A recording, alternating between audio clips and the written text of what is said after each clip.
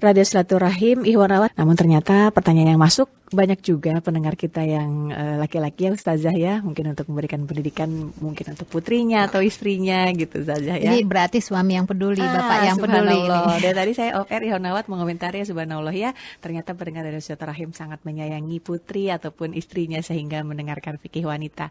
Seperti ini dari Bapak Budi di Lampung bertanya Ustazah, kalau auratnya laki-laki bila di luar sholat itu mulai dari mana sampai di mana? Ini di luar sholat ya? Di luar sholat. Nah, untuk aurat bagi laki-laki itu batasannya itu antara pusar dan lutut. Pusat dan lutut. Pusar kali ya.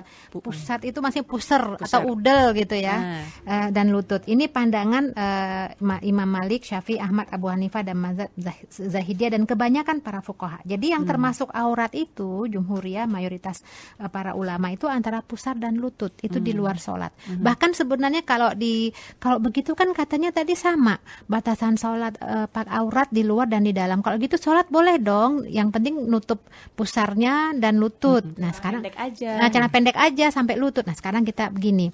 Allah itu kan maha pengasih, maha penyayang, pencipta alam semesta. Kira-kira kalau Pak RT datang ke rumah, pantas nggak kita menemui Pak RT itu dengan pakaian celana pendek tanpa apapun? Nah, dengan manusia saja kita merasa malu ya. Bagaimana dengan Allah, pencipta alam semesta, rasanya tidak layak kalau kita berpakaian apa adanya. Karena Allah tempat kita bergantung, Allah tempat kita meminta, rasanya harus lebih baik lagi pakaian kita ketika menghadap Allah. Jadi aurat itu bagi laki-laki itu di luar sholat ya, antara pusar dan lutut, begitu. Baik. Penanya lewat telepon, Andri? Ya, Assalamualaikum. Waalaikumsalam. Dengan Ibu siapa di mana? Assalamualaikum Ustazah. Waalaikumsalam warahmatullahi wabarakatuh. Dengan Ibu siapa maaf? Dengan hamba Allah di Bekasi. Oh, hamba Allah, silakan. Ustazah, saya ingin bertanya. Iya Bu. Kadang saya kalau sholat berjamaah di masjid gitu, saya suka ngelihat ibu-ibu sholat itu kok kayaknya mereka cepat sekali ya, baru ruku tiba-tiba udah sujud, tiba-tiba udah salam.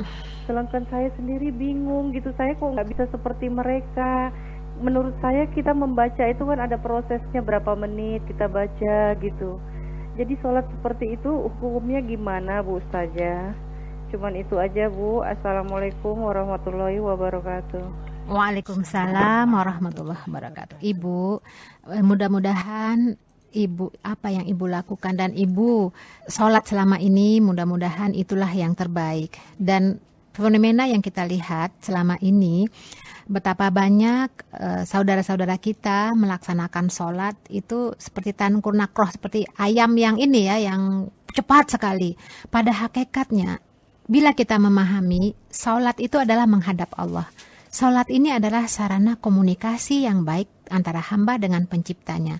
Karena dengan sholat yang baik dan benar, tentu saja dapat menjaga diri kita dari perbuatan keji dan mungkar. Maka oleh karena itu, kenapa banyak di Indonesia ini mayoritas umat Islam dan mereka pun sholat, tapi masih saja ada penyakit-penyakit sosial, kemaksiatan itu masih saja bertebaran.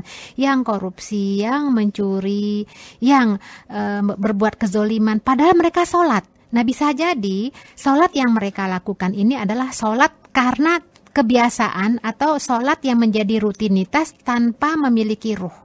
Nah oleh karena itulah pendidikan yang sangat terbaik itu adalah pendidikan awal dalam rumah tangga, di mana orang tua sedari dini telah mengajarkan anaknya tentang arti pentingnya sholat dan hukum-hukumnya serta bacaannya, bukan hanya sekedar rutinitas.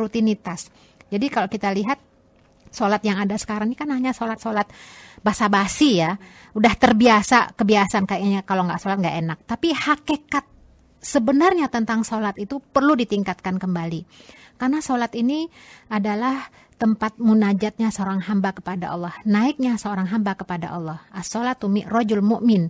Sholat itu adalah mi'rajnya seorang mukmin. Jadi kalau kita bicara dengan pencipta kita kan nggak bisa cepat-cepat ya. Bahkan Rasulullah telah memberikan contoh kepada kita bagaimana ketika beliau membaca Al-Fatihah itu ayatan-ayatan, ayat per ayat. Bismillahirrahmanirrahim.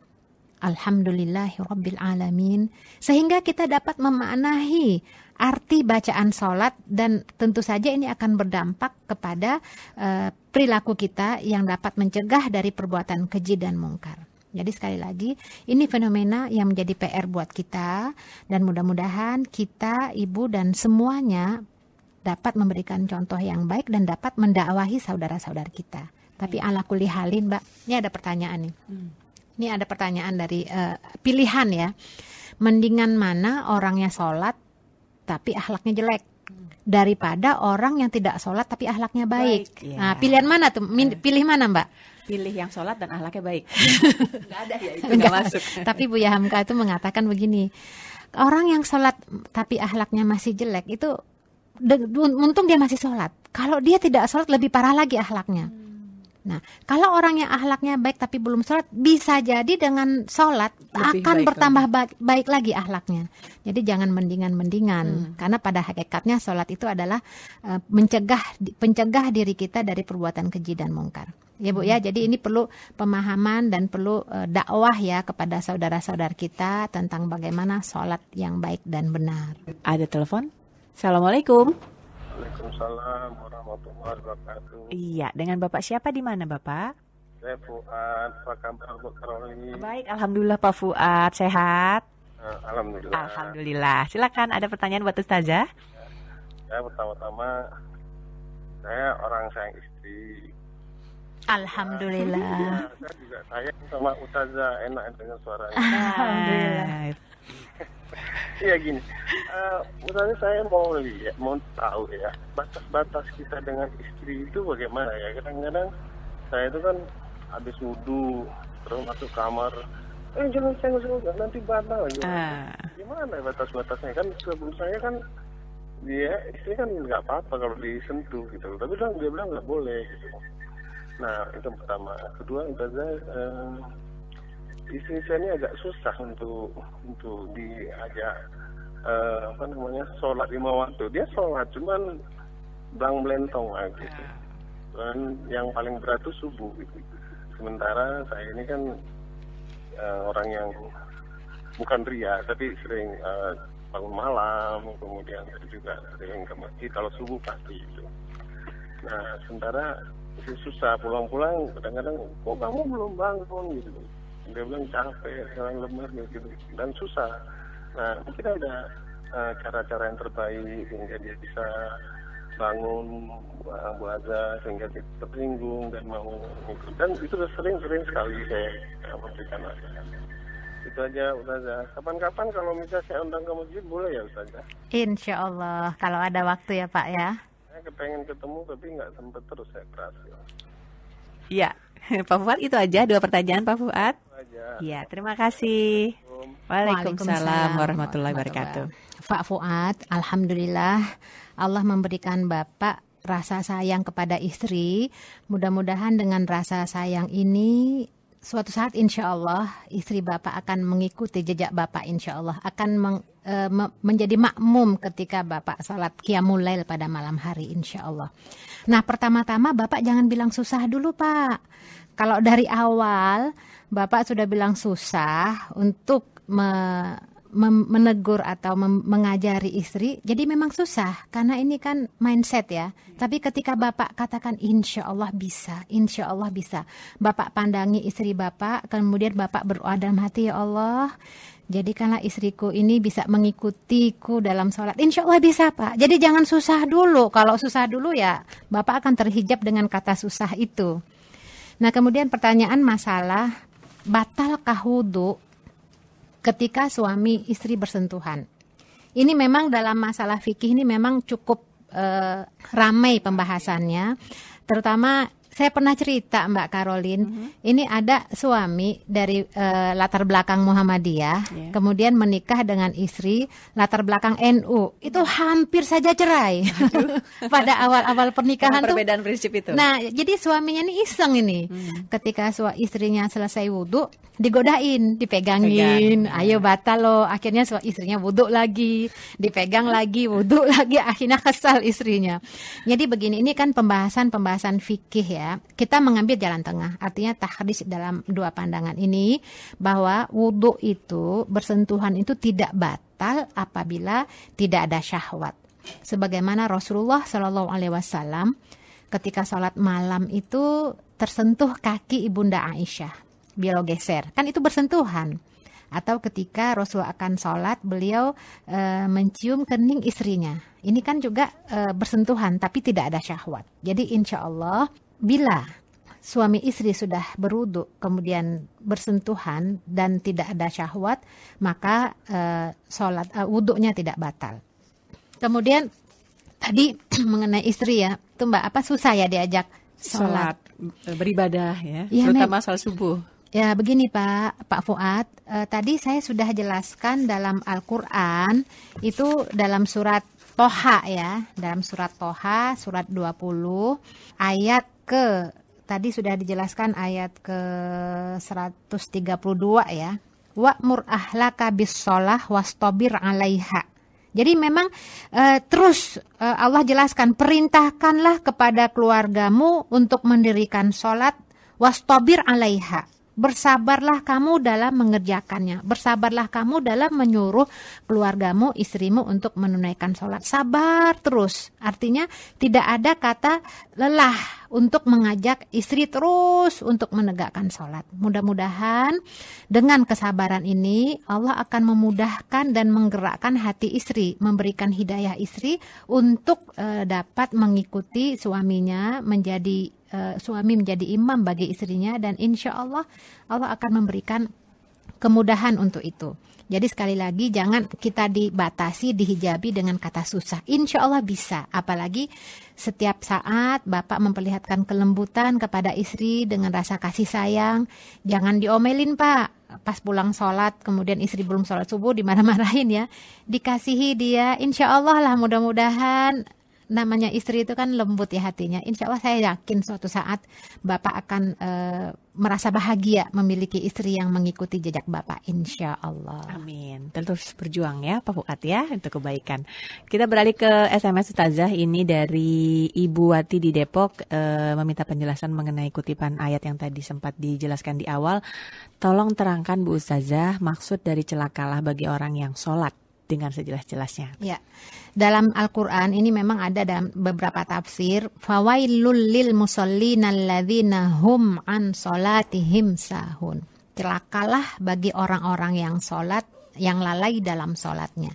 Jadi maksudnya sahun, jadi ini ada dua pandangan ulama yang menyebutkan. Pertama, sahun itu adalah sengaja melalaikan sholat awal waktu, jadi di akhir waktu. Jadi melalai-lalaikan, entar akhirnya waktunya lewat. Itu pandangan pertama ya. Yang kedua menyatakan juga sahun itu adalah sholatnya dikerjakan tapi hatinya lalai. Dia fisiknya sholat tapi jiwanya entah kemana. Sehingga sholatnya itu tidak mampu mencegah dirinya dari perbuatan keji dan mungkar. Jadi dia sholat tapi masih berbuat kemungkaran. Ini pengertiannya. Ya, mudah-mudahan cukup menjelaskannya Ibu Wati ya. Jadi sebenarnya itu bersambung ya dan menyimpan makna itu tadi. Ya, sahunnya. Jadi jangan diartikan kalau sholat celaka juga mending nggak usah sholat, bukan begitu maksudnya. Bahkan ada judul bukunya itu saya pernah lihat tuh, buat apa sholat. Oh gitu ya. Tapi di dalamnya ada penjelasannya. Baik, penanya lewat telepon kita sapa terlebih dahulu. Assalamualaikum. Waalaikumsalam. Dengan Bapak siapa? Boleh tahu di mana Pak? Dengan Pak Amir. Pak Amir. Iya, silakan pertanyaannya langsung. Assalamualaikum Ibu Ustazah. Waalaikumsalam warahmatullahi wabarakatuh. Halo? Halo. Ya, suaranya mungkin bisa dikeraskan lagi Pak Amir. Pertanyaan saya barangkali keluar dari konteks tema, cuma tapi tetap masalah sholat gitu. Begini, di kampung saya itu jamaah ibu-ibu kalau melakukan sholat misal ketika Ramadan tarawih wajar ya, bisa dengan bapak-bapak gitu ya di majelis yang lain, bapak-bapak di masjid. Nah kemudian kalau jamaah ibu-ibu kalau sholat Idul Fitrinya dia juga sholat masing-masing gitu loh. Jadi bapak-bapak di masjid, ibu-ibu dia melakukan sholat Id di majelis atau di tempat yang lain. Dan khotibnya juga ibu-ibu gitu loh, ibu saja atau saya sering bertanya kan nggak boleh, yang saya pahami nggak boleh gitu loh ya. Jadi melakukan khotib seorang wanita menjadi seorang khotib gitu loh. apakah benar apa salah Ibu saja? Tolong dijelaskan sejelas-jelasnya buat saya, bukan Ibu saja. Assalamualaikum warahmatullahi wabarakatuh. Waalaikumsalam warahmatullahi wabarakatuh. Ya, Pak Amir ya. Ya. Jadi ketika ada jamaah di masjid, kalau wanita ikut berjamaah itu memang boleh ya. Tapi ini ada jamaah wanita yang memisahkan diri barangkali ya. Jadi begini Pak, memang dalam hal ini kita lihat ya pandangan yang terkait dengan wanita menjadi imam bagi kaum wanita itu secara syar'i itu boleh Pak. Jadi artinya ada riwayatnya dalam hadis Ummu Waraqah itu dijelaskan bahwa Nabi memberikan izin kepadanya untuk menjadi imam sholat bagi lingkungannya, bagi keluarganya. Jadi kaum wanita itu boleh mendirikan sholat berjamaah di kalangan mereka, seperti halnya yang dilakukan oleh kaum laki-laki. Tapi memang artinya kalau memang ada, artinya masjid itu memang menampung juga wanita, ya lebih baik memang bergabung. Jamaah wanita itu ya ikut gabung dengan laki-laki. Tapi kalau sholat tarawih misalnya di kalangan wanita sendiri dan wanita menjadi imam itu nggak ada apa, boleh Pak. Jadi kalau kita lihat hadis dalilnya yang kuat itu waf'alul khairah, berbuatlah kebaikan, tolong menolong atau berbuat kebaikan. Jadi nggak ada salahnya. Jadi boleh wanita melakukan sholat berjamaah sesama wanita selama yang menjadi imam itu wanita. Itu sholat tarawih ya. Tadi sholat apa lagi? Sholat id. Kalau sholat id memang di masa Rasulullah Shallallahu Alaihi Wasallam itu memang tidak ada sunahnya. Karena sholat id itu yang dilakukan adalah dengan berjamaah dengan kaum laki-laki. Jadi yang ada itu yang taraweh atau yang sunah-sunah. Tapi kalau yang id itu memang di lapangan ya memang laki-laki jadi imam. Bahkan perempuan-perempuan yang haid, yang nifas pun disuruh keluar untuk ikut bergabung dengan jamaah yang diimami oleh laki-laki. Karena kalau di lingkungan saya pun gitu. Jadi kalau yang perempuan itu di sholat id berpisah tempat sholatnya dengan yang laki-laki. Jadi laki-laki sholat id di tempat yang lain, saat wanita juga dipimpin oleh imamnya wanita saja. Ya, artinya gini Mbak. Memang ini perempuan tuh boleh menjadi imam bagi perempuan yang lain. Bisa jadi ini kan masalah sholat sunnah ya. Jadi bisa jadi karena yang dilakukan itu adalah untuk menghindari ikhtilaf, campur baur, untuk kehati-hatian. Tapi kita tidak boleh menyalahkannya juga karena boleh wanita mengimami jamaah kaum wanita. Ya, baik. Ya, kita beralih kalau begitu ke pertanyaan berikutnya dari hamba Allah di Tambun. Ustazah, saya mau bertanya, sebatas pakaian atau gamis untuk wanita yang dipakai untuk sholat.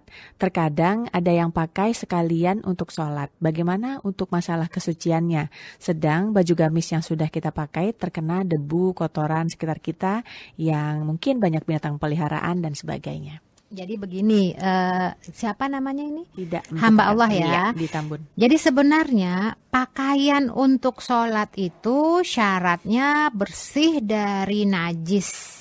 Artinya pakaian sehari-hari kita, gamis yang kita pakai ini apakah layak untuk dibawa sholat? Insya Allah layak apabila tidak terkena najis. Nah kalau yang kita pakai terkena debu, kotoran, selama tidak najis tidak apa-apa. Karena para sahabiat di masa Rasulullah SAW itu kan memakai pakaian apa yang dia pakai untuk sholat. Tapi ketika terkena najis itu kan kotoran, air seni, apapun yang najis tentu itu harus dibersihkan. Jadi tidak ada salahnya kita memakai pakaian gamis untuk dibawa sholat selama tidak terkena najis. Begitu. Mudah-mudahan terjawab pertanyaan dari hamba Allah. Apakah penelpon, Andri?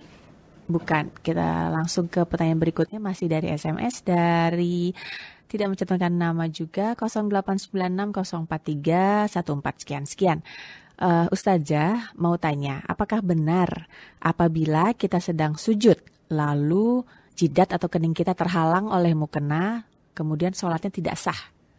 Bagaimana bila tidak disengaja? Ya, ini memang permasalahan fikih ya. Kalau Imam Syafi'i itu memang menyebutkan bahwa ada 7 hal yang anggota tubuh yang tidak boleh terhalang. Artinya harus langsung kena ke tempat sujud. Kening, ya, hidung ya, kedua tangan, kaki, lutut dan kaki. Jadi kalau pandangan para ulama mazhab ini, anggota tubuh itu terutama kening itu harus langsung kena ke tempat sujud. Karena tempat kening ini adalah menjadi saksi bagi nanti. Jadi simahum fi wujuhihim min atharis sujud. Keningnya itu ada bekas sujudnya. Kalau keningnya terhalang kan nggak ada bekas sujudnya jadinya kalau terhalang dengan kain. Tapi apapun kita mencari afdolnya ya. Memang afdolnya ini anggota tubuh kita ini kan bagusnya menjadi saksi kita. Jadi sebaiknya memang tidak ada yang menghalangi atau yang menutupi jidat kita terhadap apapun ke tempat sujud.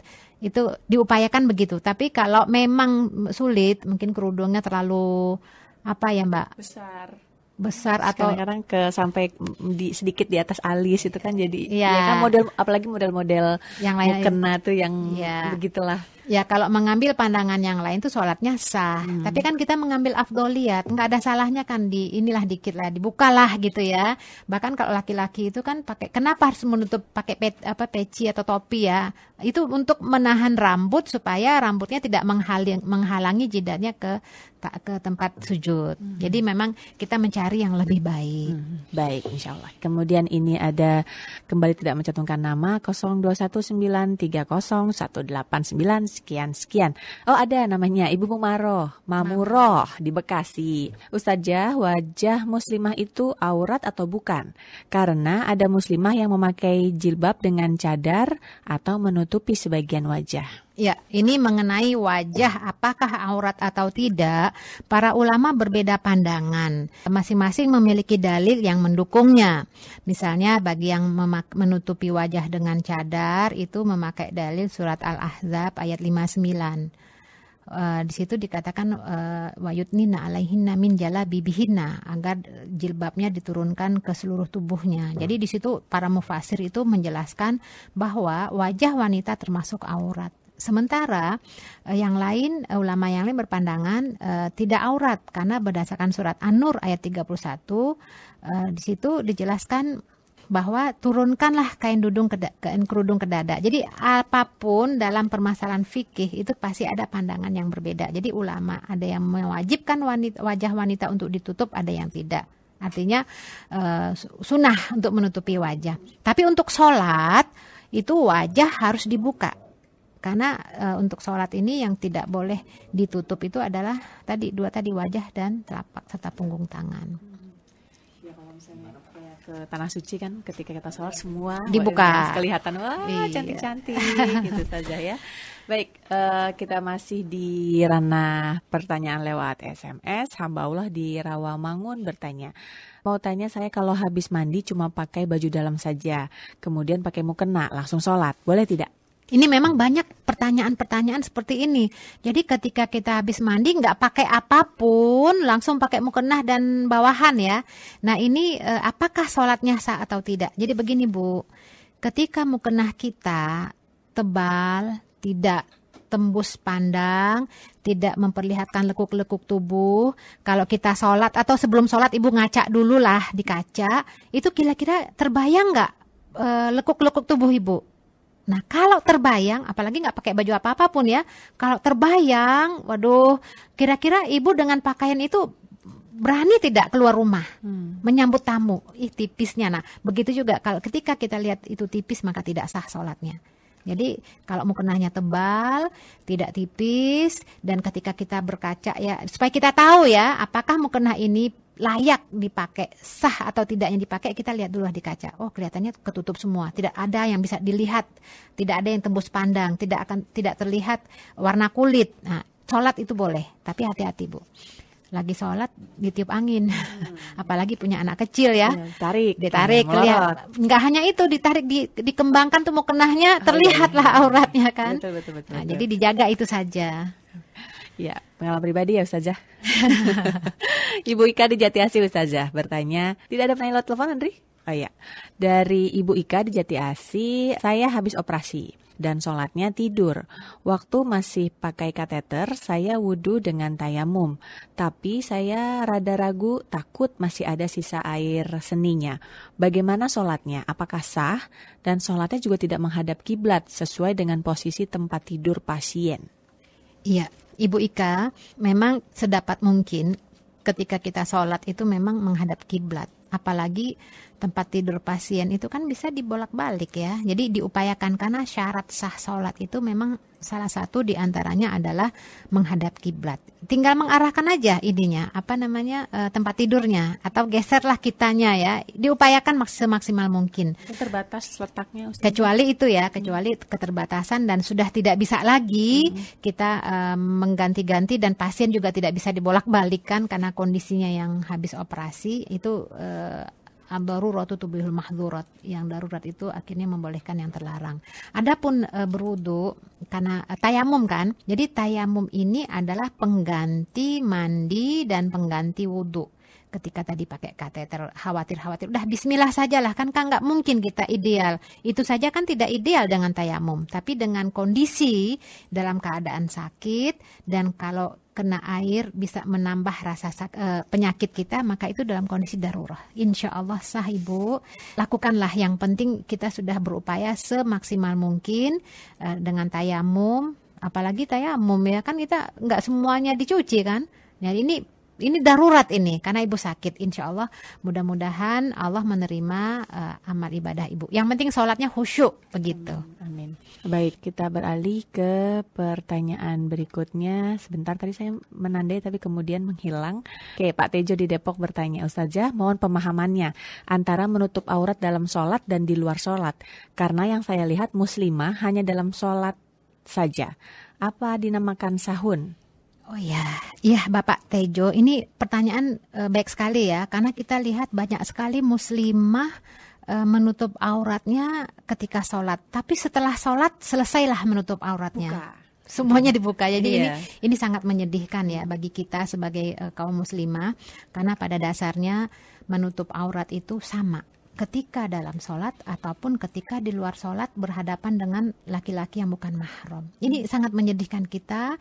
Memang ini menjadi PR buat kita untuk mendakwahi kaum muslimah agar mereka mau menutup auratnya. Ya, kalau pemahaman sahun itu tidak begitu. Artinya masalah aurat ini memang penting ya. Masalah sholat ini kan penting ya.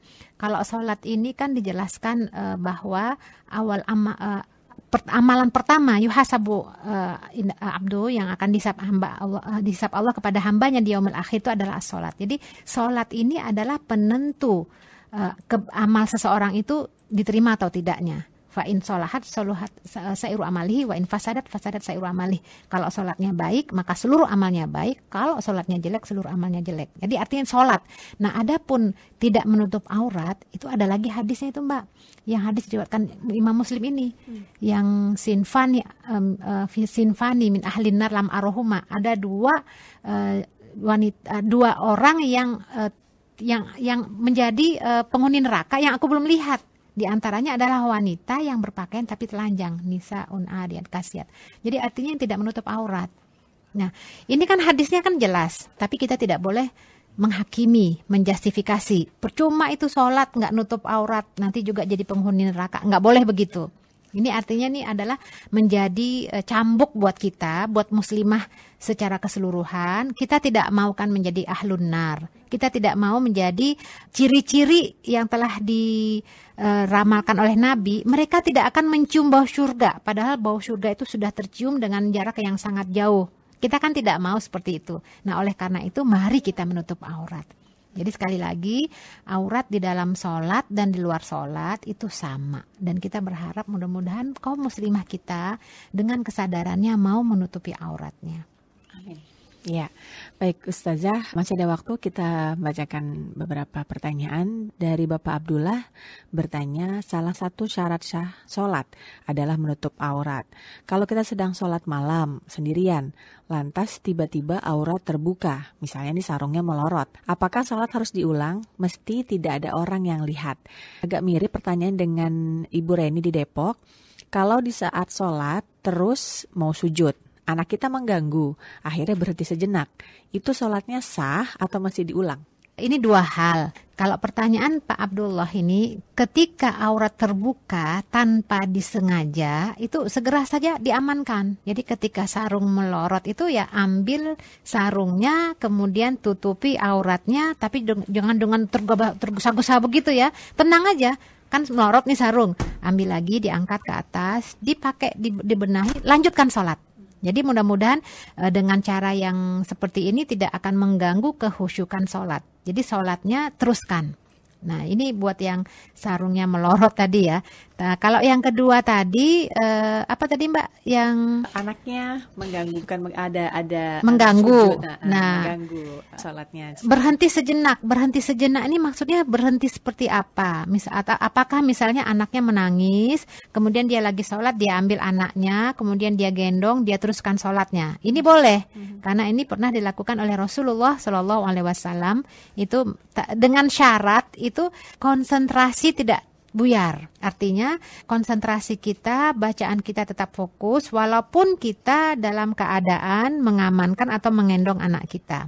Jadi itu yang perlu kita pahami. Jadi gini Mbak, ada yang ingin saya sampaikan Mbak. Kadang-kadang orang membatalkan sholat tanpa alasan ya. Itu nggak boleh loh. Artinya gini, ketika kita sudah berniat menghadap Allah untuk menyembahnya dengan niat sholat, kemudian kita lupa, kita ada janji, ada yang mau menelpon kita. Baru saja selesai Al-Fatihah, kemudian telepon berdering. Nah ini penting, barangkali penting versi kita sebagai manusia karena janji. Lantas sholat kita batalkan, kita angkat handphone, halo, ini tidak boleh Mbak. Kenapa tidak boleh? Karena ini adalah hal yang di luar kewajaran, di luar apa ya istilahnya ini. Ini hamba yang nggak tahu diri lah istilahnya gitu ya. Nggak etis, nggak pantas, bahkan sebagian ulama menyatakan dosa gitu ya. Karena ketika kita sudah berniat menghadapkan wajah kita kepada Allah pencipta alam semesta dengan persyaratan-persyaratannya, tiba-tiba di pertengahan jalan karena alasannya tidak syar'i kita batalkan, itu tidak dibenarkan. Mungkin boleh analogi kali ya. Ketika kita menghadap, nggak usahlah Pak SBY lah, bupati aja atau wali kota aja. Kita sudah menghadap dengan birokrasinya sampai udah menghadap, udah lagi ngobrol, lagi mengutarakan maksud hati, tiba-tiba kita ngacir aja keluar. Oh iya, pintu mobil belum dikunci. Bagaimana coba? Nggak etis kan? Apalagi ketika menghadap Allah. Ini jelas tidak perbuatan yang tidak patut. Jadi oleh karena itu tidak dibenarkan membatalkan sholat tanpa unsur-unsur syar'i. Syar'i itu maksudnya yang terkait dengan syariah, misalnya mungkin kita lagi sholat, anak kita kecebur sumur atau bak mandi ya, yang kalau nggak ditolong meninggal. Nah, itu boleh kita batalkan. Jadi kondisi-kondisi yang syar'i itu yang boleh membatalkan sholat kita. Tapi kalau untuk hal-hal yang sepele itu nggak pantas, dosa kita. Bagaimana ini hamba Allah ini menghadap Allah, kayaknya nggak menghormati ya. Ini bagaimana nih hamba ini ya. Jadi sekali lagi tadi masalah anak, kita berhenti sejenak, dilihat dulu sejenaknya apa ini, masalahnya apa. Kadang-kadang ada orang tua anaknya berantem tuh dia lerai dulu gitu ya, terus dilanjutkannya nggak boleh lah itu selama tidak berbahaya untuk kedua anak ya biarkan aja fokuslah kita kepada Allah. Maka oleh karena itu sholat itu harus dipersiapkan sebaik mungkin. Ketika kita sholat kita bisa dalam keadaan khusyuk, dalam keadaan tenang dan tidak terhalang oleh apapun. Subhanallah ya penjelasannya. Baik Pak Nurman, ini ada yang request dibacakan dong SMS-nya dari Pak Nurman. Bagaimana kedudukan hadisnya Ustazah mengenai air 2 kulah? Karena kalau mandi kami hanya menggunakan bak bulat yang berdiameter hanya kurang lebih 40 cm dikali 15 cm. Sahkah bak tersebut jika kami pakai untuk mandi junub? Ya, ini memang pandangan Imam Syafi'i itu syarat untuk air yang dijadikan untuk bersuci itu syaratnya 2 kulah. Tapi itu pandangan yang tidak didukung oleh pandangan yang lain. Artinya air yang dipakai untuk berwudu atau untuk mandi dari janabah itu syaratnya airnya suci dan mensucikan. Rasa, warna dan baunya itu bersih ya. Artinya sebanyak apapun air, kurang dari 2 kulah atau apapun, itu selama air itu suci, tidak ada masuk najis, maka itu sah untuk dipakai untuk berwudu. Ya, kalau kita lihat misalnya kenapa dulu harus 2 kulah, karena air itu tergenang khawatir ada kencing binatang. Itu kan di masa dulu ya. Nah, kalau sekarang airnya jangankan 2 kulah, airnya di keran. Di keran itu pas ngucur aja gitu. Atau ya artinya ini untuk menjaga. Kalau dulu itu air yang ditampung itu ya. Nah, kalau sekarang kalau memang bisa yakin air yang ada di luar kurang dari 2 kulah, air itu bersih dari najis, insya Allah itu sah Pak buat dipakai untuk mandi atau wudhu. Kita jangan terlalu inilah ya, ini air 2 kulah ini bagaimana nih airnya, ini sah nggak untuk sholat, tapi airnya suci, tidak ada apa-apanya. Karena memang biasanya Mbak kalau air 2 kulah itu kurang dari 2 kulah itu memang dulu itu rentan untuk kemasukan najis ya, kencing hewan atau apa. Oleh karena itulah apabila warna, bau dan rasanya tidak berubah, air itu bersih dari najis, seberapapun banyaknya itu bisa dipakai untuk wudhu. Kita ngambil pandangan yang itulah Pak, jangan terlalu mempersulitkan diri lah gitu ya. Karena agama yang memudahkan sebenarnya. Betul. Ustazah ya. Dari Ibu Is di Keranggan, Ustazah memberikan pertanyaan yang hampir mirip dengan hamba Allah di Pulau Gebang. Kami sholat berjamaah, saya imam, ada makmum laki-laki cucu 4 tahun, boleh atau tidak?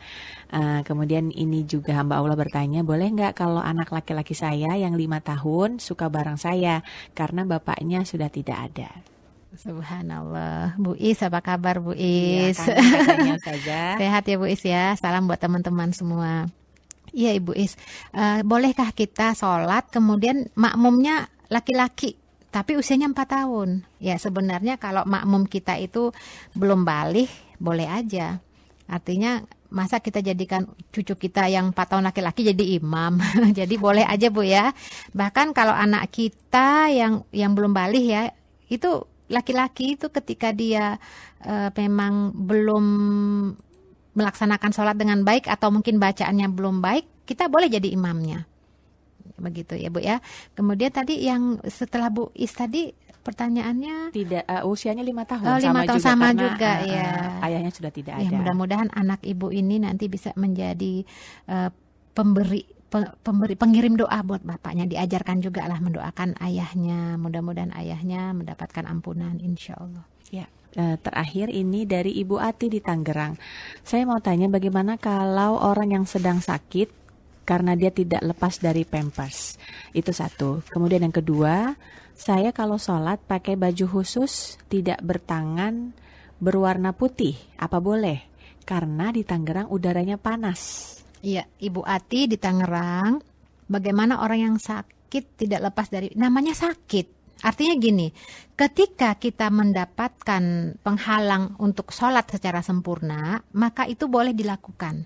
Jadi apalagi pampers ya, bahkan ada yang lebih parah lagi Mbak, sakit itu kondisi diare. Terus menerus. Coba ini kan berarti itu kalau pampers itu kan ditampung ya. Kalau memang memungkinkan misalnya pampersnya itu kalau pas sholat diganti aja, yang baru dibersihkan. Nanti kalau sakit parah itu kan sholat bisa dijamak ya, artinya di jamak kosor kalau memang sakitnya itu parah. Pampersnya diganti, kayak itu kan nggak sulit ya. Tapi yang kaitannya dengan sakit diare tadi, setiap saat diare, nggak mungkin itu dibersihkan diare lagi. Ini kan kondisi darurat. Yang penting semua diupayakan seideal mungkin, tapi kalau memang sulit itu namanya rukhsah, ada keringanan. Nggak apa-apa Bu ya. Nah kalau yang tadi pampers itu, kalau bisa pampers itu kan bisa dibuka ya. Jadi ketika sholat dibersihkan, diganti dengan yang baru, diistinjakan ya. Kemudian nggak bisa kena air, bisa tayamum. Kemudian sholat lah. Ya kalau sakit itu ya bisa salatnya dijamak. Bahkan ada yang ulama berpandangan jamak kosor dua-dua. Nah kemudian sholat dengan baju khusus berwarna putih, apa boleh? Boleh saja pakai baju apapun, pakai baju khusus tidak bertangan warna putih, terus tangannya pakai apa? Tidak bertangan berarti transparan mungkin. Kalau sholat pakai baju khusus tidak bertangan. Karena di Tangerang udaranya panas Ustazah. Jadi gini lah, pakaian apa sih yang bisa dipakai untuk sholat? Jadi selama pakaian tersebut, ini modelnya itu terserah ya, artinya jangan sampai kriterianya itu dilanggar. Syarat pakaian untuk dibawa sholat itu adalah tidak tipis, tidak tembus pandang, tidak membentuk tubuh, tidak transparan. Jadi kalau sholatnya tidak pakai tangan, terus tangannya apa? Atau mungkin pakai kaos yang menjiplak itu kali, atau gimana, Mbak? Nggak tahu, ini soalnya kata-kata adalah baju khusus. Baju khusus tidak bertangan. bertangan. Oh, mungkin mau kena kali nggak? Mukena tidak bertangan, belum pernah lihat sih Ustazah. Mau kena kan nggak ada tangan ya, langsung iya. aja. Benar.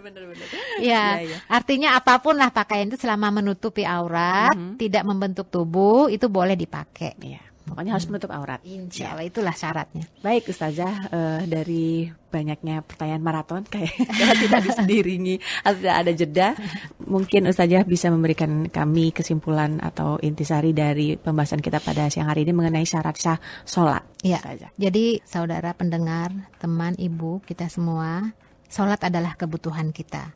Sholat memang menjadi rutinitas kita, tapi ini adalah kebutuhan kita kepada Allah.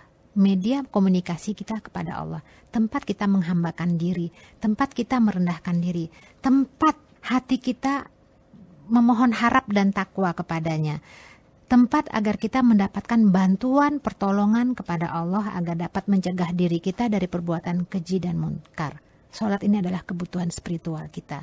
Dengan sholat kita akan mendapatkan kekuatan, mendapatkan pertolongan, mendapatkan ketenangan, mendapatkan rasa sejuk bahwa Allah bersama kita, merasakan tunduk hanya kepada Allah, merasakan kebesaran dan kemuliaan Allah. Oleh karena itu, agar Allah menerima sholat kita, agar Allah memperhatikan kita dan menyayangi kita, mari kita sama-sama menjaga sholat kita dengan memperhatikan syarat sahnya sholat. Alangkah indahnya ketika Allah menerima sholat kita dengan syarat yang telah kita laksanakan semaksimal mungkin. Alangkah indahnya ketika kita merasakan Allah bersama kita. Mudah-mudahan kita menjadi hamba Allah yang diridhoinya, yang disayanginya, yang kita merasakan keberadaan Allah dimanapun kita berada. Aqulu qauli hadza astaghfirullah wa lakum. Assalamualaikum warahmatullahi wabarakatuh. Waalaikumsalam warahmatullahi wabarakatuh. Terima kasih tak terhingga kita ucapkan untuk Ustazah Herlini Amran yang telah berbagi ilmunya pada hari ini. Bermanfaat, insya Allah menambah pengetahuan kita dan menjadikan kita muslim atau muslimat yang lebih cerdas dalam menjalankan perintah agama. Saya Caroline undur diri. Wabillahi taufik wal hidayah. Jazakallah khairan katsiran. Wassalamualaikum warahmatullahi wabarakatuh.